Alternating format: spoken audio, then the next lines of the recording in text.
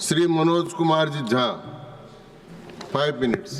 जी शुक्रिया माननीय vice chairman साहब। माननीय मंत्री जी हैं, पटरी वाले भी हैं, आसमान वाले भी हैं और दोनों को फ्यूल देने वाले भी हैं। 3 महत्वपूर्ण महकमा हमारे समक्ष हाजिर है। Sir, railway amendment bill pay चर्चा हो रही है, लेकिन आमतौर पे मैं देख रहा हूं कि रेलवे को लेकर के जो सार्वभौमिक चिंता है वो बिल से ज़्यादा व्यक्त हो रही है। तो मैं 2-4 चीज़ें उसमें, माननीय उपसभापति जी, सबसे पहले तो हमें ये जानना होगा कि भारतीय रेल की हमारी अवधारणा क्या है। मैं 3 फिल्में ले रहा हूँ। पाकीज़ा, जिसमें ट्रेन बोलती है, आप पाकीज़ा में बार बार ट्रेन का सीक्वेंस आना वो कई चीज़ों के प्रतीक के रूप में इस्तेमाल हुआ है। दूसरा, गमन, माइग्रेशन की पूरी पीड़ा, और मैं उस क्षेत्र से आता हूँ जहाँ की ट्रेनों के नाम वहाँ के हालात बयान करते हैं। श्रम शक्ति, श्रमजीवी, जनसाधारण। वंदे भारत अभी तक हमारी किस्मत में आया नहीं है।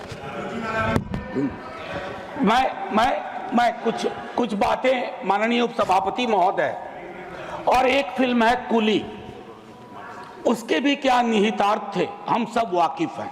तो भारतीय रेल के साथ कम से कम इस सदन में कई लोग ऐसे होंगे जिनके जीवन के उतार चढ़ाव के साथ भारतीय रेल का ताल्लुक रहा है। मैं उनमें से एक हूं।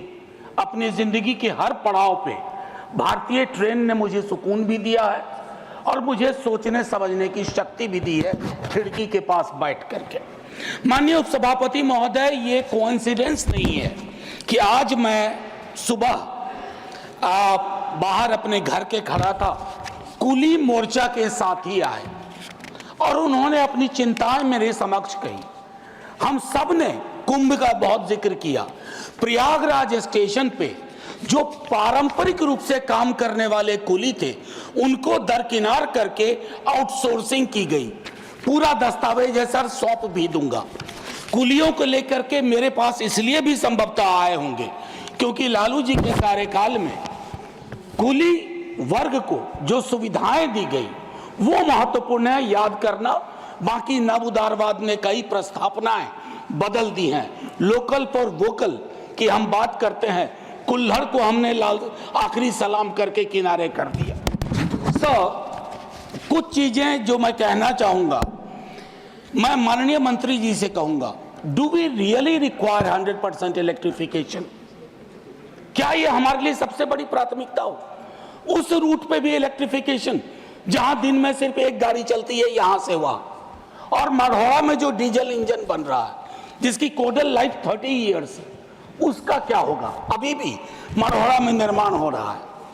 माननीय मंत्री जी से ब्यूटिफिकेशन पे बहुत खर्च हुआ, अच्छा लगता है, लेकिन एंड यूजर को क्या हासिल हो रहा है खूबसूरत चमचमाती स्टेशन से? क्योंकि मैं देख रहा हूं सर, प्रीमियम ट्रेनों पे जो प्रीमियम है सरकार का, वो बाकी ट्रेनों को नहीं है सर। हाल में मैं तमिलनाडु एक्सप्रेस से गया था। माननीय मंत्री जी से मैंने एक दिन लाइटर वेन में आग्रह किया था कि आप अपना प्रशासनिक अमला लेके विजिट मत करो, वेश बदल करके उन ट्रेनों में जाइए।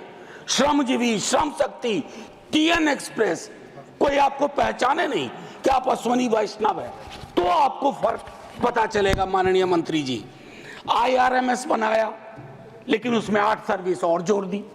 क्या हासिल हुआ भाई? पुनर्विचार करिए, कुछ फैसले अगर बदलने पड़े। अब इसमें 8 नई सेवाएं हैं। 4 वर्षों से चल रहे सर्विस निगोशिएशन का कुछ हासिलात नहीं हुआ।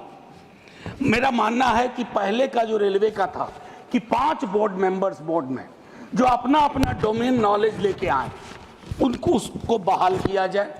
मैनुअल कपलिंग अभी भी क्यों हो रही है कोचेज एंड वैगन्स में, जिससे मौत की आशंकाएं रहती हैं? क्या हम इस परिपाटी को खत्म नहीं कर सकते? हम तो खैर क्या कहूं, शिकायत भी नहीं कर सकता। सीवेज में उतर के मरने वाले के लिए आज तक सिवाय आंकड़ों में जोड़ने के हमने कुछ नहीं किया। स्टाफ को लेकर के चिंता है सर। रेलवे बहुत बड़ा एम्प्लॉयर भी था, बहुत बड़ा, one of the biggest employer. और 23 में संभवतः जनवरी के महीने में यही बताया गया कि 3,12,000 नॉन गजेटेड पोस्ट खाली है। उसके लिए हमारी क्या चिंता हुई? समाप्त करें। बस 30 सेकंड और दे दीजिए जी, बस 30 सेकंड।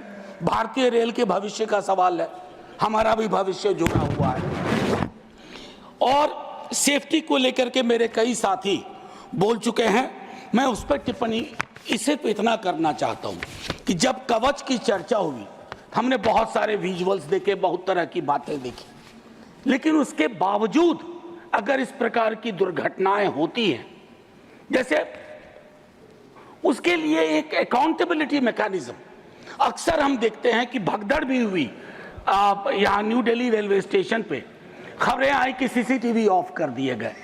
हमें चिंता इस बात की होती है कि लोग ना जान जाए, बगैर इसके कि किस प्रकार हम इस तरह की चीजों को करें। अंत में आखिर मैं आपसे आग्रह करूंगा, सर, भारतीय रेल इस देश के मन में रची बसी हुई है, उसको इतना आसमानी ना बना दिया जाए कि हमें अपने हाथ से दूर जाती दिखे।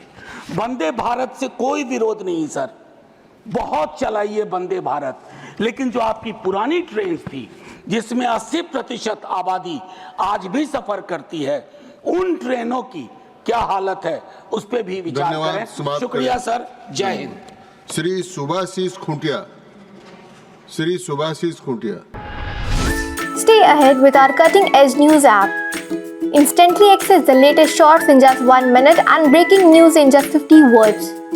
Download now for a smarter, faster news experience.